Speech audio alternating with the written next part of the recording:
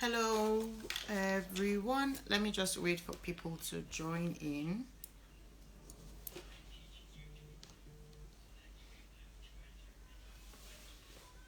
Hi, welcome. Good afternoon, guys. Thank you for joining in. My name is Roseline. Maybe you guys have seen me here before. And today I'm here to talk about financial matters, especially for people who want to go and study in Canada. So thank you for joining. I hope you stay till the end of this session because it's going to be quite enlightening, especially for a lot of people who are interested in studying in Canada. You want to understand what the costs implication will be, not just for your tuition, but almost every other aspect of your planning. So you want to stay tuned just so that you can get these answers to your question. So, like I said, my name is Roseline. So thank you for coming. Today's topic is going to be living total amounts that you're going to be needing to study in Canada. Now, why did we choose to talk about this? We chose to talk about this because a lot of people have been coming to us that are interested in studying in Canada. There are different reasons why you want to study in Canada. Maybe the educational quality is what you want. You want to be able to study in a place where you can actually move with your family as well, because that's one option that people want to have. They do not want to go study and then not have to be with their family for a while. And then you also want to go to a place where maybe the tuition cost is flexible for you, as well as the ability to work while studying. So there are lots of reasons why you want to go and study in Canada. But what exactly are you going to be needing? Now, in this video, we're going to be focusing on postgraduate because that's the I would say the bulk of the inquiries that we have. I would say about 90% are for people who want to go for postgraduate programs. So in this video, we're just going to be strictly talking about what someone who is going for a postgraduate program would be needing to start and complete their study, right? So once I'm done with this, you are free to please ask me questions relating to your own personal circumstances. If it's something we can treat here, I'll go ahead and treat it. If it's something that we'll need to speak further with you, then I'll encourage you to send us a DM and then you get your answers to your questions. All right. So the first thing you want to know if you're going for a postgraduate study in Canada is that you have the option of studying either in a college. This is an institution that is going to award you a postgraduate diploma, that's a PGD, or you can actually study in a university. So a university can award you a master's. Some universities also award PGDs, but PGDs really are the focus of colleges in Canada. So what is the average cost that you're going to be looking at for colleges in Canada? You should be looking at anywhere from 6,000 to 7,000 as an international student, up to a tune of maybe 15 to 20,000, depending on the course and depending on the school, where the school is located in Canada. So some provinces in Canada are provinces where a lot of people want to go to, especially the warmer areas compared to the areas that are cold. So you might find cheaper universities going up onto the northern northern Canada that is really cold. So depending on the course, depending on the program, depending on the school and the location, you're going to be having tuition fee in a college ranging from, I'll say, around 7,000 to around 15 to 20,000 depending. So for a university, now this goes higher. Now, okay, I'm going to say this. For colleges, you have the option of also doing a 1-year program or a 2-year program. Now, the idea for this video really is not to advise you on what to go for, what not to go for, but I'm just going to say this. It will be advisable to go for a 2-year program if you want to actually have enough time to stay in Canada and gain work experience within the field that you have studied in, so that you can either use it to remain in the country, or when you're coming back to Nigeria or going anywhere else in the world, you can have work experience associated with the degree that you have just completed. So if you study a 1-year diploma program, you're only going to be getting 1 year option to stay back and work, and after 1 year you have to leave Canada. But if you're studying a 2-year program, you get 3 years to be able to stay and work if you choose to, right? So that's a postgraduate study permit. So if you choose to. Now, so obviously, I would assume that everybody here is going to be wanting to opt for a 2-year program. So this cost I'm just talking about is now going to be times 2. So what are you going to pay times 2 for 2 years for this program? So if the program is say 10,000, for a year, you're going to be paying 20,000 for the whole program. Now for the universities are higher because they actually award you a master's program, and they are bigger. Their degrees are more research based, unlike colleges that are really hands-on, right? Really practical. So universities are research based and all that. So their tuition fees are high. So you can get tuition fees of ranging from like 18,000 to as much as 40,000 for international students, and that's going to be per year. So most masters are automatically 2 years, but you can find some masters which will be 1 year. But like I said, will not advise you to go for a 1-year masters if the idea is to have the opportunity to stay back in Canada and work for a period of time before either leaving or remaining in the country. So so at the end of this talk, we're going to be doing an example of what somebody's going to need for, say, a college degree, that's a PGD, and what somebody's going to be needing for a master's program. So the first thing you want to do is factor in the tuition. Do you have this tuition fee? What are you going to be needing to pay if you are giving an admission into a program, depending on the school? So some schools have a fixed fee that you have to pay to accept your course, can range from 3,000 and above. Some schools require that you pay for a session. So for a 1-year session, depending on your school, it might be 3 sessions, it might be 2 sessions, depending on what the school practices. Mostly 3 sessions. So they might want you to pay for the full fee for 1 whole session, while some schools might want you to pay for the whole year. So it all depends. But what is most common is that you pay for the full session. So say your school fees is about 15,000, right? And you have to pay for the full session. You might be needing to pay around 5,000 if you have a 3 session year for your particular program, right? So you need to have that money ready. Now the next amount you need to be looking at is the cost of applying for your visa, right? So those are costs that you actually have to incur at the time you're applying for visa. And this cost, I have them written down in my notepad, so I'm going to be reading out from my notepad. So as at the time of application, you have to factor in your visa fee, your biometric fee, and then your medicals. Now, for people who have applied for biometrics before, you will not be needing to pay for this particular fee if you've already done biometrics for any other kind of visa, maybe visit visa, tourism, work, whatever kind of visa, maybe express entry. I don't know, maybe you were doing express entry and you did medical biometrics, and at the end of the day, it didn't work out. As long as you've done biometrics within the last 10 years, you would not be needing to pay for biometrics again because it's valid for 10 years, right? So these visa fees are quoted in Canadian dollars. So the biometrics fee is 85 Canadian dollars. The visa fee is 45 Canadian dollars, and the medicals is quoted in Naira because you're doing it in Nigeria, either in IOM, either in Abuja or Lagos. And the prices differ depending on who is being tested. So if you're a single person and you're an adult, you will be paying 40,200 as at now in 2023. You're going to pay 40,200. If you're a child between 11 and lesser than 15 years, you're going to be paying 31,800. If you're a child between 5 to 10 years, you're going to be paying 28,100.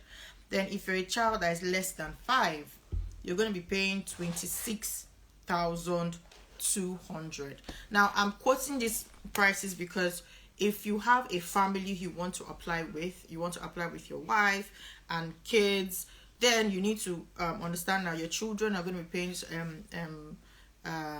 prices that are different from what you and your spouse is going to pay. But if you're a single applicant, then just know that what the cost to you is going to be 40,200. Now, for the visa fee and biometrics fee, a combination is going to be 130 Canadian dollars. Now, the issue, I won't be able to tell you the actual price because this varies, and this varies depending on the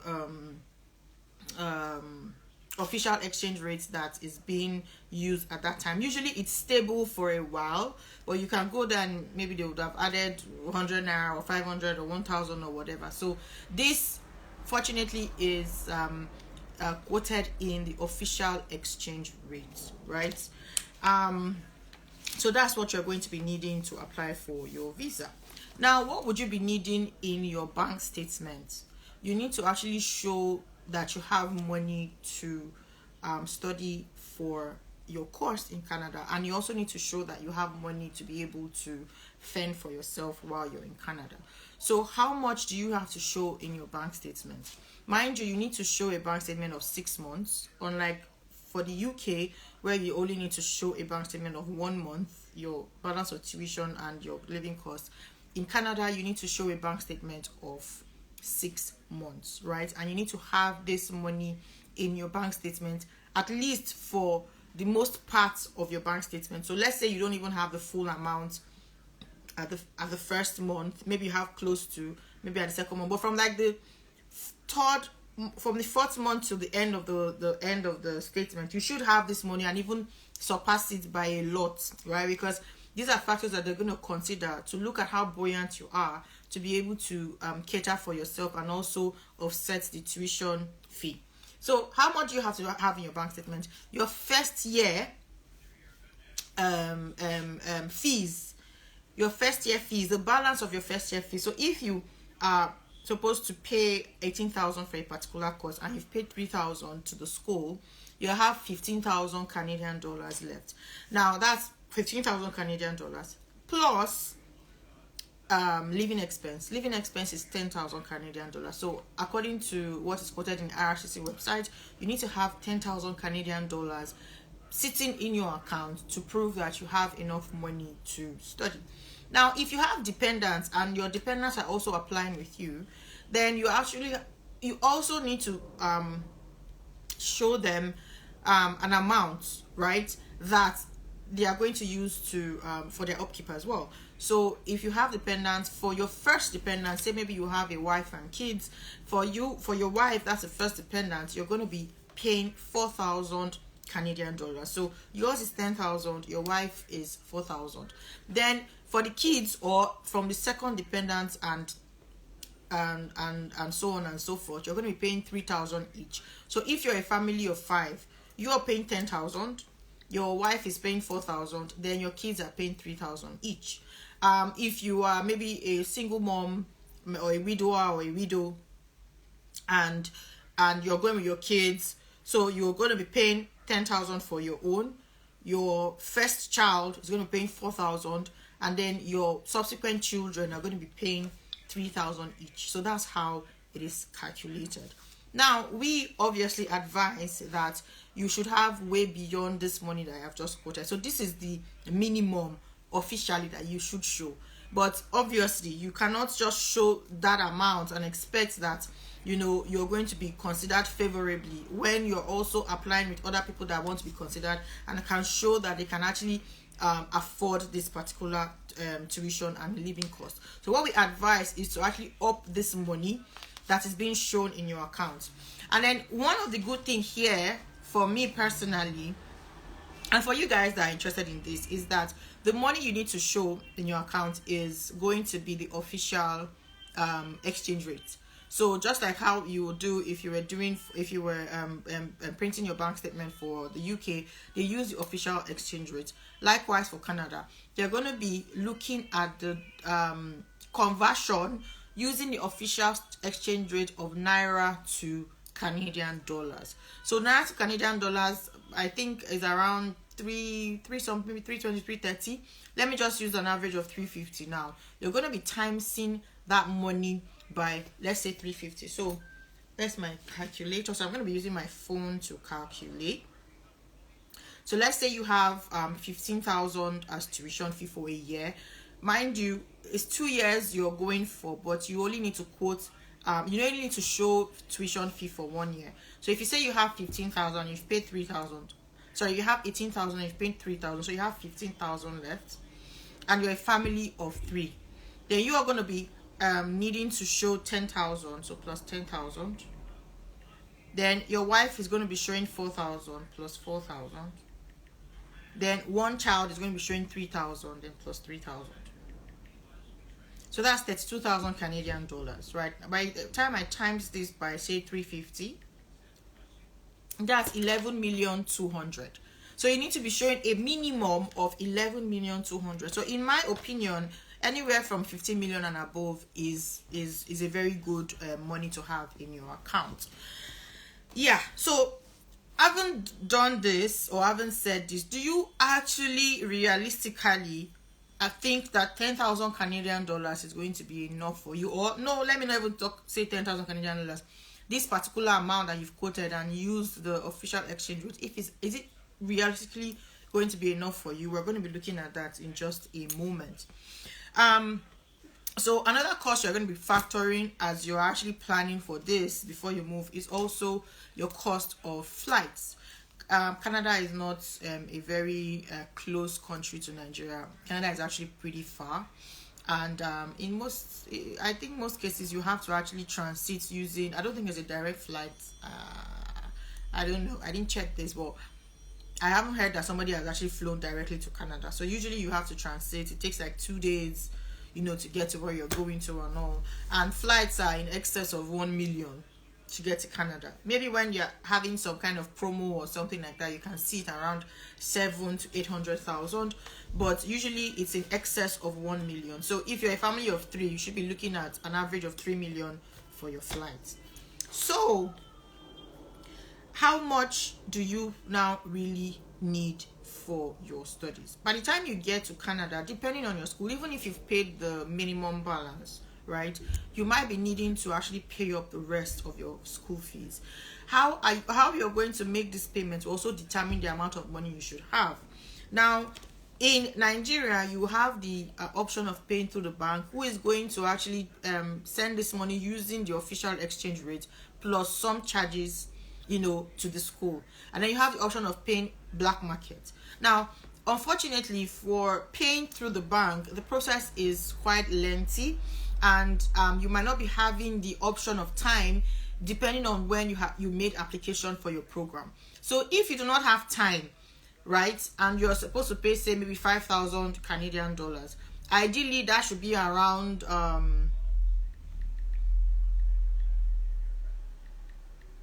that should be around 1.7 million, right? But if you're paying black market is around 550 or thereabout. You will be paying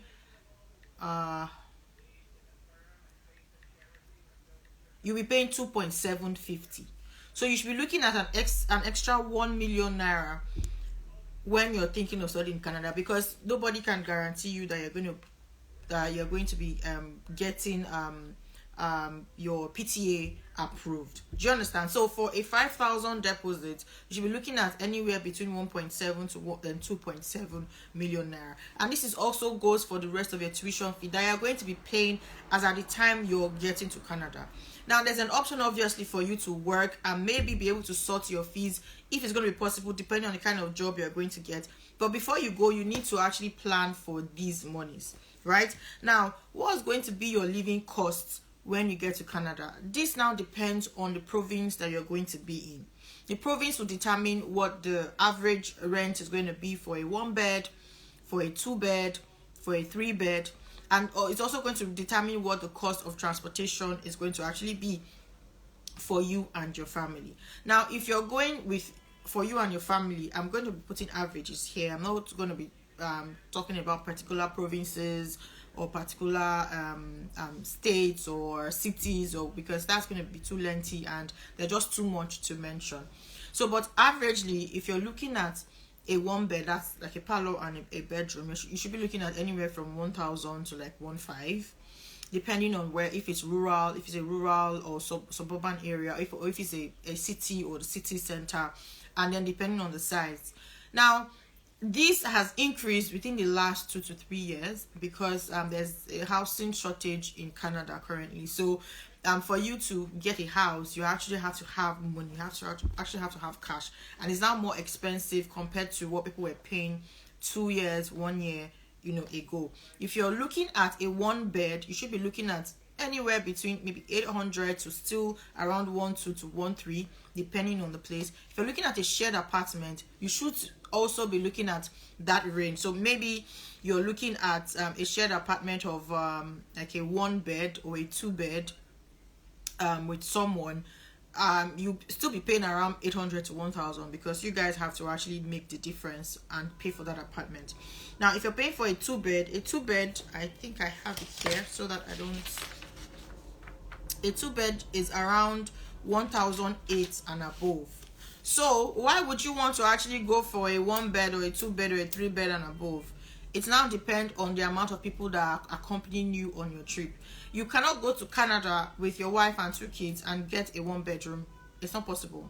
You're not going to be able to rent an apartment with when you have a family of 2, 3, 4 people, because they believe that people have to have personal spaces and there needs to be enough room for the family to actually thrive, right? So if you're moving with your family, also factor it in that you're going to be paying a really high rent. So you might be paying as much as 2,000 a month if you have a family of 3 or 4.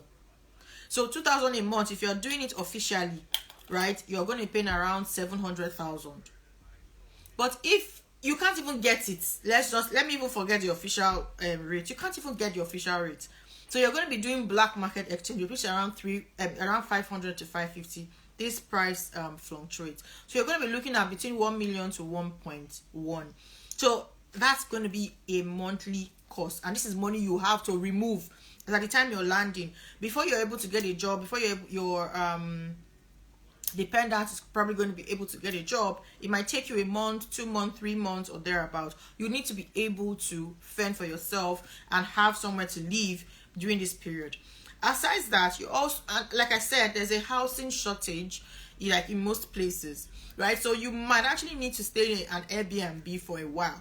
An Airbnb doesn't come cheap, right? So you need to factor that in. Sorry, I got a call that I think the person is going to call back. So please, if I go off again, just bear with me. So you need to factor in the fact that you're not going to be able to get it through the bank. That's one.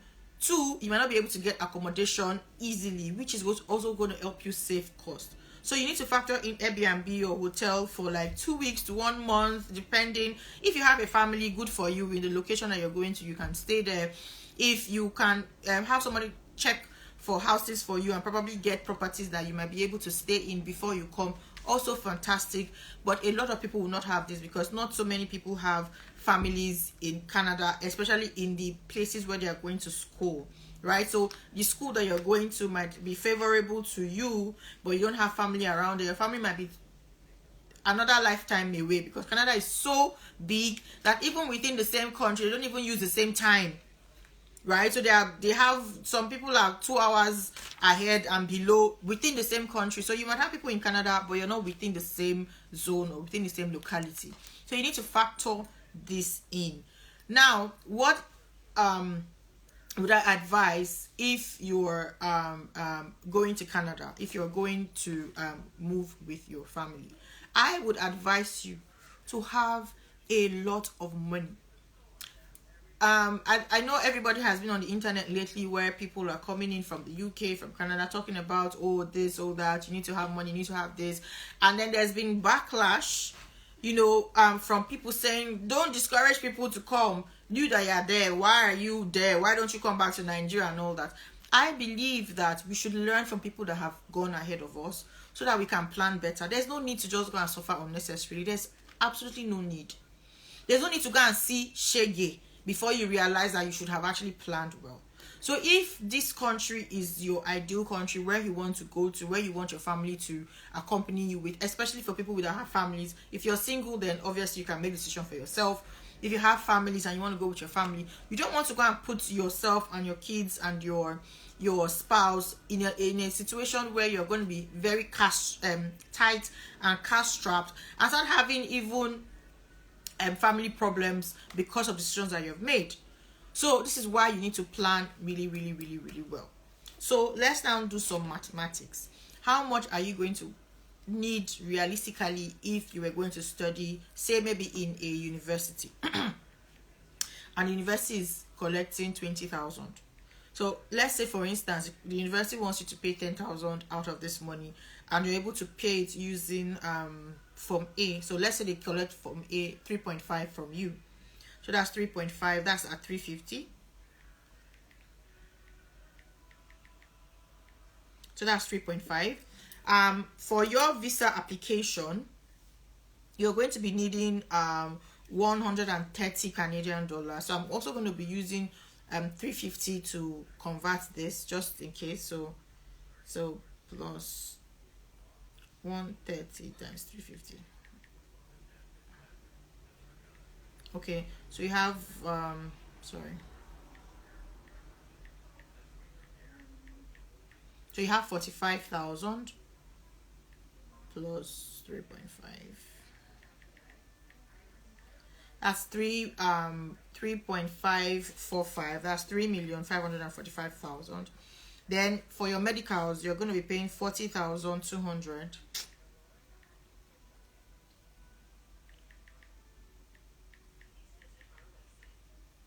So that's 3,585,000. Then you also have other miscellaneous costs like transportation and all that. Those are not going to be factored here. Then for your bank statement, you're not paying anything. You just need to have this money ready and available in your bank statement for the duration of 6 months. Ideally, I'm not here to talk about the visa processes of Canada, but ideally they want to see this money in your sponsor's account. It holds more weight if someone is sponsoring your education, right? So they want to see that the person has means of income, and even beyond the money that is there, there's still the likelihood of more money coming in and more money revolving in. So the person has a healthy source of livelihood. So that's what they want to see. So in most cases, they want to see your money in a sponsor's account. So that is not a cost that we're going to factor into here. So then you're going to pay for your flight. Let's just say your flight is 1 million. So that's 3.5 million. 3.585. Let's just say that's 3.6. Now maybe for the first month in your Airbnb, you're going to be getting a place for, let's say, 50 Canadian dollars. It might be more. I don't think it can be less, right? So 50 Canadian dollars times 30 days. So let's say 50, right, times 30. This is 1,500. This 1,500, you cannot get it from the bank. You must buy it from black market. So you are timing it by 550. So that's 825,000 naira. Then if I plus this by the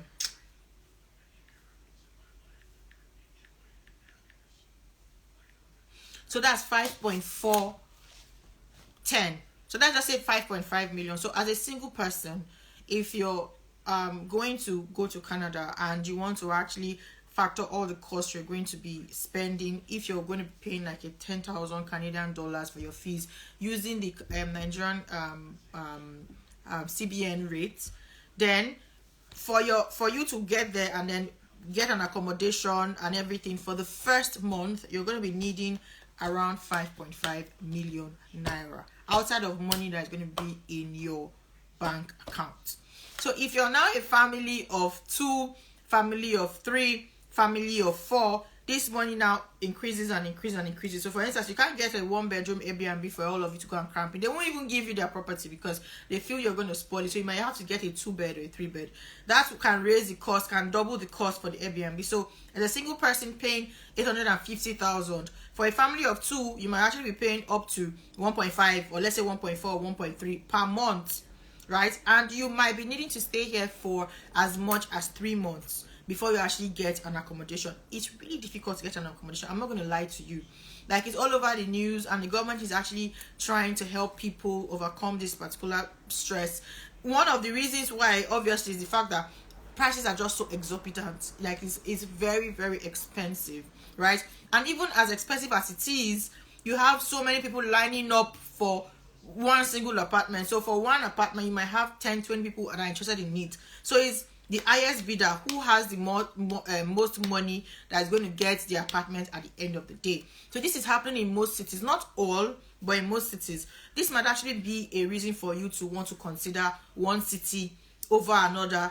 Looking at the housing situation in that particular location is very, very, very, very important. So as a single person, what you're going to use from start to finish, if you're doing a 10,000 school fees using Nigerian bank, and landing in Canada for 1 month, you're going to be needing somewhere around 5.5 million to complete that. Now this money now increases month on month, as well as if you have family that you're moving with.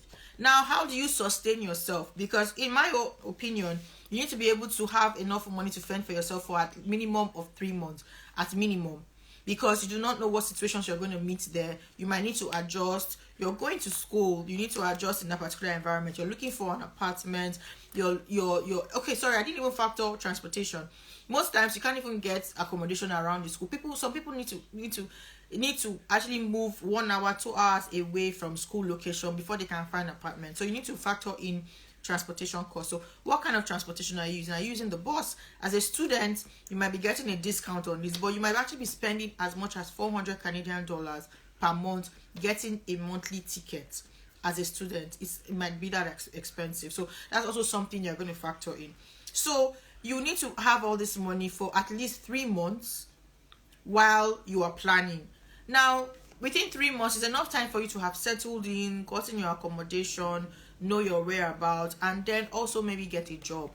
Now, if you get a job, these costs are now going to be something that you're going to be able to cover using the work that you're going to be doing.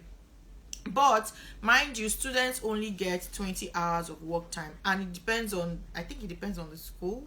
You might need to actually work within the school vicinity, right? So you only have 20 hours of work time, and minimum wage is around 14 to 15 Canadian dollars to 16, between 14 point something to 16 point something, depending on the province, right? So depending on the province, you're going to be getting a job at that minimum wage, but usually you're going to get something higher. So you're going to be getting maybe a job that pays 18 Canadian dollars per hour as a minimum wage. So if you're using this as 20 hours per week, so that's 20, let me use 18 as the average times 18, you're going to be making around 360 Canadian dollars per week. So if we times this by 4 weeks, which makes up a month, that's about 1,404 Canadian dollars. As a single person, this is just enough for your accommodation, is enough for your transportation costs, depending on how far you are from school, your phone bill, and maybe even some feeding and all that, right? You obviously will not be able to remove tuition from here, so you have to have the balance of your tuition payment. But if you are married and you're going with your spouse, right, and your spouse is educated or has some kind of skills, some kind of really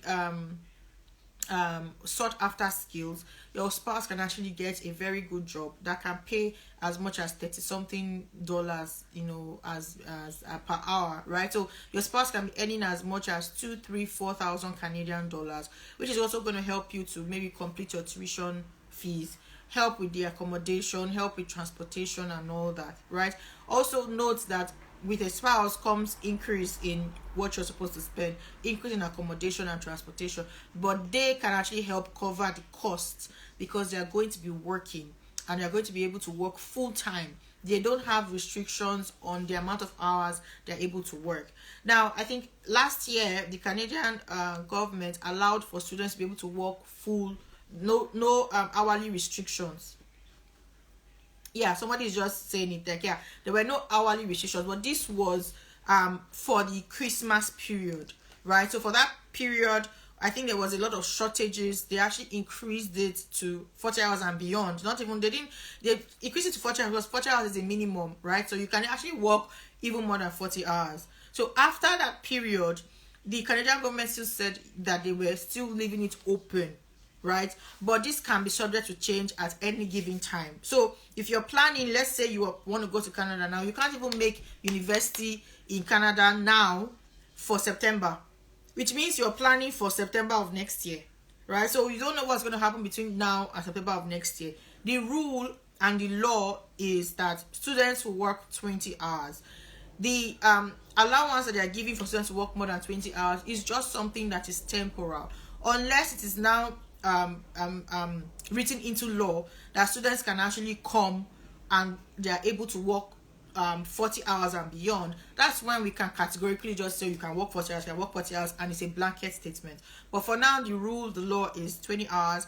There's just concessions for now to allow students to work longer than 20 hours because of the shortages of workers in Canada, right? So that's what you should be looking at. For me personally, if you're going to Canada, your sponsor as a single person should be looking at spending anywhere between 6 to 7 million for you to be able to move and settle in for minimum of 3 months. As a family of 10, as a family of 3 to 4, you should be looking at anywhere between 8 to 10 million naira cash. This is not inclusive of the balance of your tuition fee. I'm talking about what you have to have cash, especially because this money is going to be gotten using black market, and black market rate is just all over the place, right?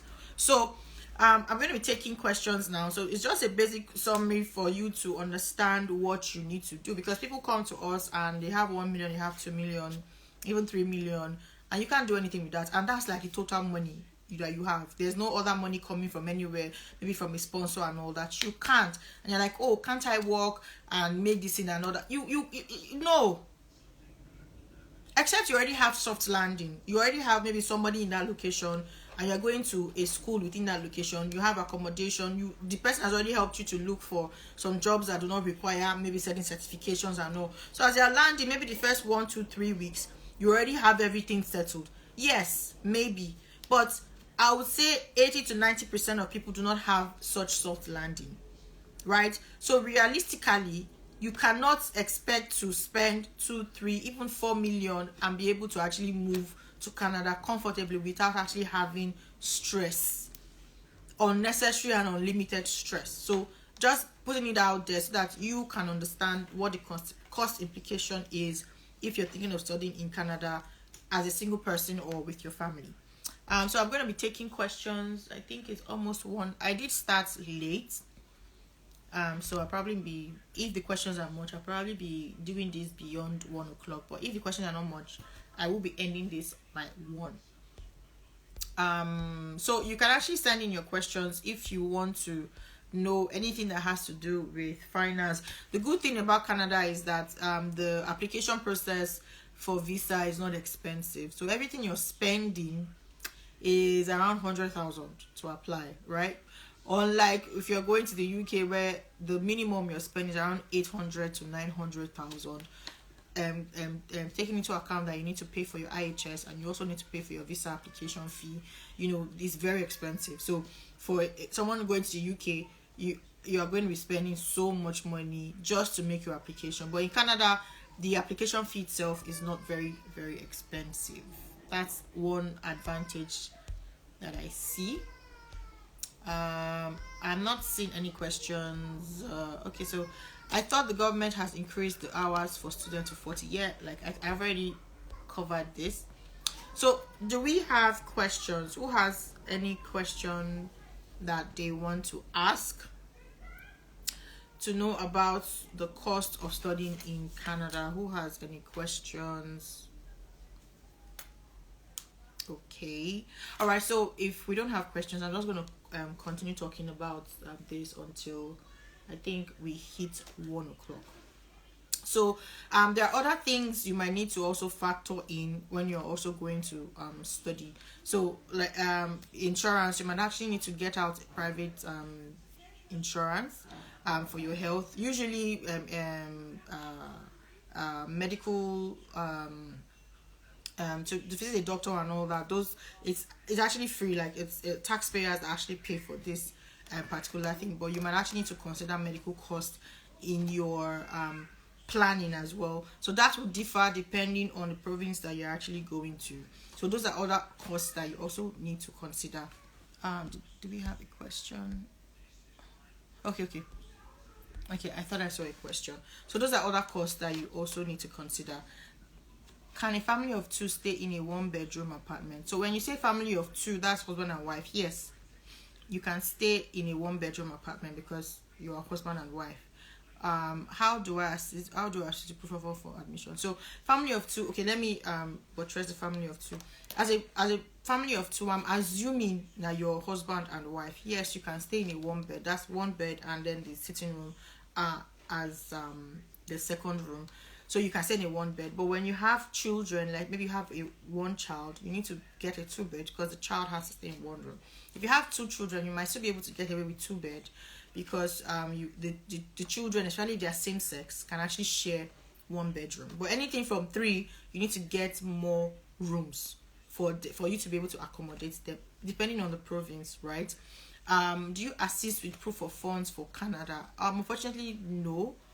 We don't assist with proof of funds, and proof of funds is even something that I don't know how you want to do it for a 6 months bank statement. We don't assist with proof of funds. You have to have, usually you have to have a sponsor. A sponsor has to have a legitimate business, and that legitimate business needs to either a business or a job. They need to see the flow. The reason why they ask for a 6 months bank statement is because they want to see the inflow of money. It's not just a bulk money that is going to be sitting in their accounts and nothing is happening. That's not the reason why that they're asking for the bank, but they're asking for the bank statement so that they can see the inflow and outflow, and how buoyant the person really is month on month. Do you understand? So it needs to come from a source. If you're a business person, your business is paying you. They are seeing it. It is evidence there. If you were working, you know that the company pays you every month, so you obviously need to have a good job. Say you need to have a job that pays upwards of like 600,000, right? To have a hefty bank statement. So it needs to be showing month on month, and it needs to be showing what the person spends the money on. Do you understand? What's the person spend? So even if they pay you 600 and what you spend your money on month on month takes you 500,000, then you still are not buoyant. You still don't have enough money because you don't have enough money in savings. But if they are spending month on month and they still have maybe like 300,000 or 400,000 every month, in addition to what they already had in his statement of account, then they know that, okay, this person can afford it, because they are thinking when you leave, you're going to need a lot of money. Will this person be able to provide it? And that's why they actually need a sponsor, right? So they want to see the inflow and outflow. Now, what can counter this is if maybe you have a lot of assets. If the person already has assets and the person says, I don't keep money. Money is not something that I want to have in my bank account, because money devalues almost every time there's inflation and all that. So you want to invest. So with that one, the person can actually have the minimum amount that is required, maybe with some extra on it, and then show a lot of assets to say, okay, I believe in investing. These assets are mine and I can be liquidated at any moment's notice to cater for this person. That might also fly. Like I said, might depends on the person that's actually reviewing the application, the visa application. So you want to show how that money is coming in. You can't put a lump sum in there. How do you assist? Okay, so what's the average cost of medical insurance? I didn't get this. Okay, so in Canada is quite different. Now, if you're looking at the US, if you're looking at the UK, you must pay your IHS fee, and it's a standard rate. If you're going to the US, you have different private insurances that you pay different amounts. If you're coming to Europe, they have medical insurance as well. They have the one that government does, and they have private insurances. But in Canada, it's different. The government takes care of the health, right? And they have not really given that ability for you to go and take up private insurance at a how would I put it? It's not like wide scale. it's still really government that takes care of the health in Canada. Insurance is not like a very, very popular thing, but it's something that is growing right now. They believe that everybody should have access to health, but the unfortunate thing is that you might have a headache, or you might have something serious, and you might not be able to see a specialist for 1, 2, 3 months. Do you get? Because everybody has to wait in line, right? So there are private insurances that are coming up that are helping people to actually see doctors earlier. But some people are actually fighting against it, saying that it's the same doctors that have this private insurance and the same doctors that have the government healthcare, universal healthcare, whatever it is that they call it. Now what they do is that they are bumping people out, in front of the line. So if you come today and somebody is waiting for 2 months, because the person is public and you are private, they are bumping you up to see you earlier. Some people are fighting against it. So this is now depending on the province and what is actually applicable, or what is happening in that particular province. That will now depend on the insurance and the price that you're going to pay for actually taking up insurance. But the government takes care of as you work. It's part of what you're actually going to be paying for. So the government takes care of that from your salary. So I get you correctly. The POF mustn't be in my account statement. If yes, who is eligible? Okay, so who is eligible to stand for your first of all, my phone is going low. iPhone apparently doesn't last long. That's why I would always cherish my Samsung. So I need to I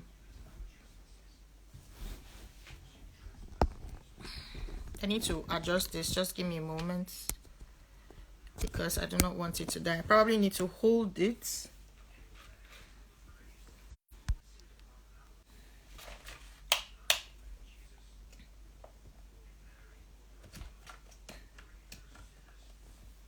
All right.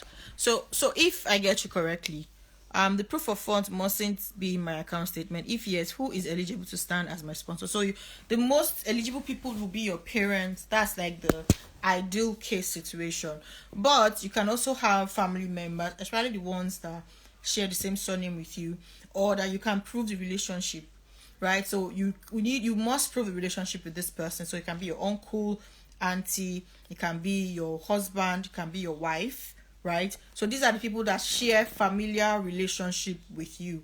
They are ideally the best people that should stand for you, that they're actually sponsoring your study. So that's the best case scenario. Yes, you can sponsor yourself if you have a very good business, a lot of money and all that, but just the best case scenario is that someone is sponsoring you. POF is a major challenge for Canada admission. Yes, that's what I tell a lot of people. When you come and like, oh, I want to do that. So when we start asking questions, you have someone to stand for you and all that. When you don't have that, or you cannot show a consistent source of income for a 6 months period, it's something that you need to factor in, right? And it's very, very, very serious, because this can be the single reason for you to not get your visa to study. But the good thing is that they're actually more open to giving visas nowadays. If you fit in these criteria, it's actually very easy for you to be able to get your visa, right? They are now having more successes in visa applications compared to like 1 or 2 years ago. So if you're actually qualified, please contact us. You stand more chance now of getting it. So the major takeaways in terms of cost implication: 5.5 can cater for a single individual, right? Yes, depending on the school and how much you're paying for your, let's say average, if you're paying a 10,000 Canadian dollars for your program, be it masters, be it a PGD, that's PGD in a college, yes, 5.5 will take care of everything, and 1 month of stay in an Airbnb. So it can be lower than this if you're going to be able to get your money from bank, if you already have somebody staying there that is going to house you, so you don't have to pay for Airbnb. If so there are some factors that can make it lower, and there are also factors that can make it higher. So if you're actually paying this particular money that you're paying for school fees, that's the 10,000, you're paying it black market, that's adding another like 1.5 on this money. So you are going to be looking at around 7 million. So these are factors you need to consider. But if you start on time, you should be able to make payment using Nigerian bank and official rate. So how do I prove relationship in the event we don't share surname? My maternal uncle is open to being my sponsor, but we don't share surname. So how do I prove? So you contact us, and then we'll look at what the relationship is. What we can do is draw the family relationship between your mom and him. So if they share a parent, we need to look at what proof do we have that this person and your mom, share a relationship. So we need to look at the documents that we can use to prove. And then also there are other things that I'm going to share everything here, because you need to contact us and then find out. But there are ways that you can prove the relationship even though you don't share the same surname. As long as the relationship is close and you can actually find proof, it is fine. We can actually help you with that, to share proof. So if these things that I just talked about, you actually fit it, contact us to start your program ASAP. Another thing you also need to consider is that Canada closes their PGD, any study application. So Lash by June is asking if PGD is also 6 months. Yes. And even undergraduate, I didn't talk about undergraduate here. Even undergraduate, if you're maybe going for an undergraduate program, it's still 6 months bank statement that you need to show. So as long as it's study, it's 6 months. I was going to say something and I've forgotten, because this question actually made me to lose my train of thoughts. I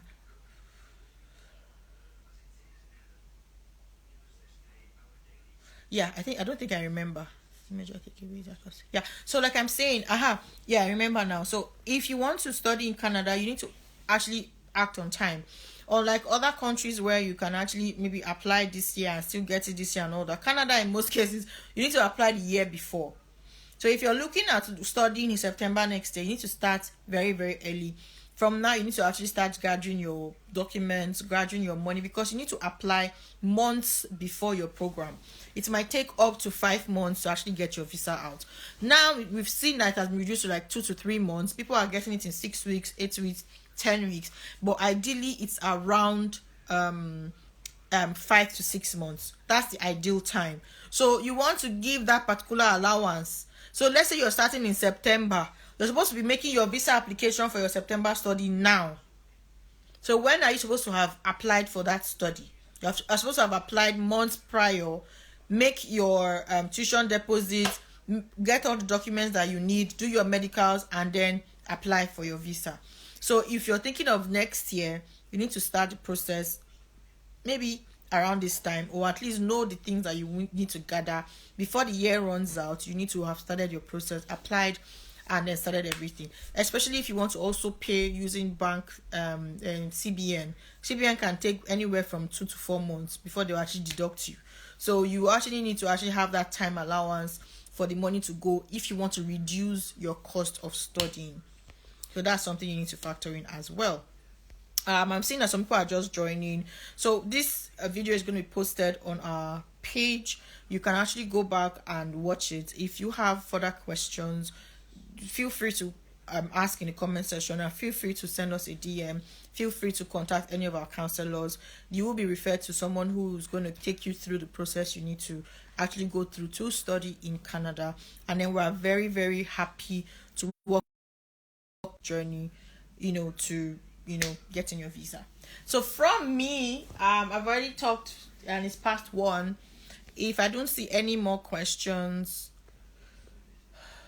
okay, is it 16 months considered as 2 years? No, it has to be 2 years. It has to be 2 years. So 2 years, obviously inclusive, you have breaks in between this period. So it has to be 2 years. If you do a 16 months, I don't even know if I have 16 months, but I got a call. I don't even know if that call was recorded while I was talking. But anyways, no, you have to study a 2-year program for you to get the 3 years stay back. So in essence, there's no room for one who intends going this year. I mean, starting and concluding the process. Okay, so if you're going for a master's, no, there's no possibility of going for master's now. But you can still go for a postgraduate program. So most postgraduate programs still leave their admission application time, longer than open for longer than masters. because the processes are different, right? The processes are not as, it's not as rigorous as what a university is going to require, right? So there are some colleges that are still open, but most of them are actually closing this March. I think late March, early April.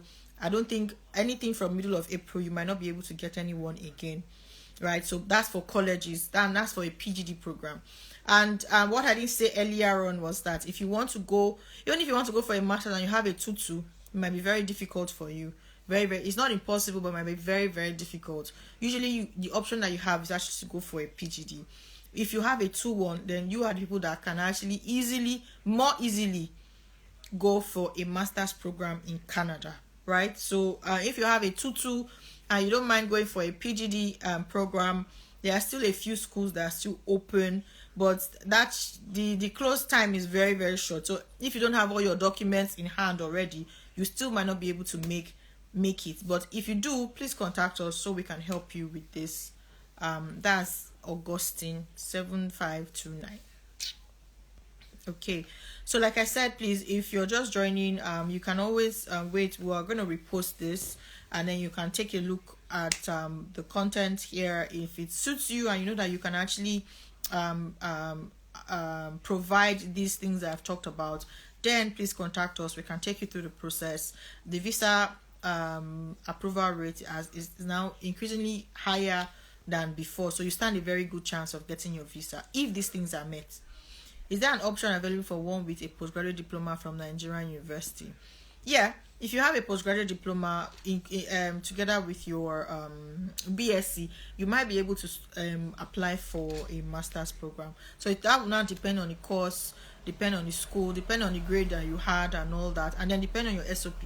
They believe very well in SOP. Like I said, even with a 2-2, you might still be able to get a master's program, but you need to be able to write a very good and convincing SOP, letting them know what you have done, letting them know your achievements and your future goals and all. So they might actually consider you on a case-by-case basis.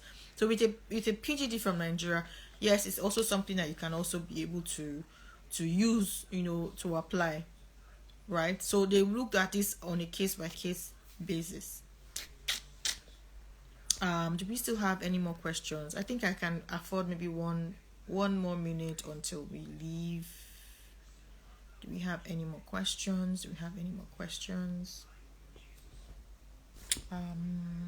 Okay, so thank you everybody for coming. Thank you for all the questions. Like I said, if you have any more questions, please just feel free to send us a DM or put a comment on this video once we post it to our channel, and we'll do well to answer you. Salute Opeyemi, and thank you. Thank you for staying tuned. Bye.